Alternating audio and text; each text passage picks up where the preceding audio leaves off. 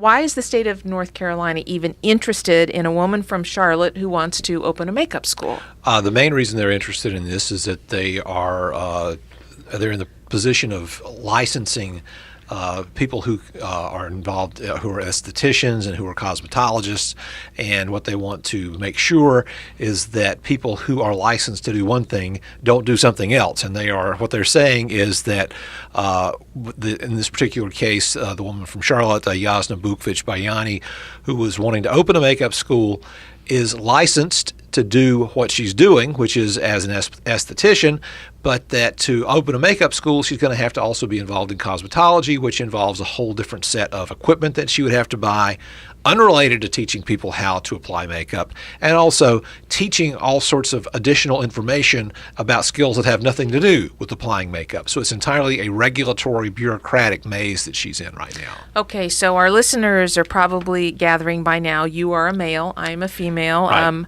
I am wearing makeup, and I'm trying to figure out exactly what would be the harm to me should this Charlotte woman give me a makeup lesson and I not like the makeup. That's the question that will be before the court. And that's also the question that's before an awful lot of licensing boards in North Carolina.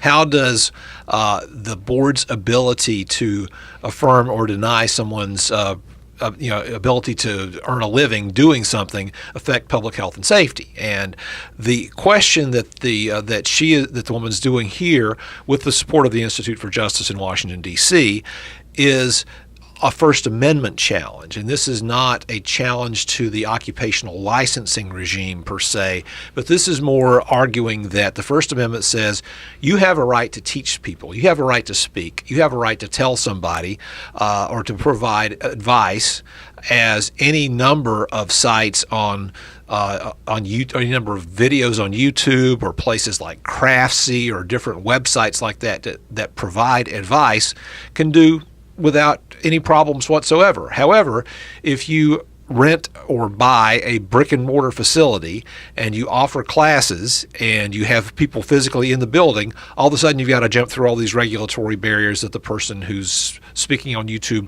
or as in Yasna's case, has actually gone on television and done makeup demonstrations and things like that. She can do that just fine as long as she's not telling anybody else how to do it.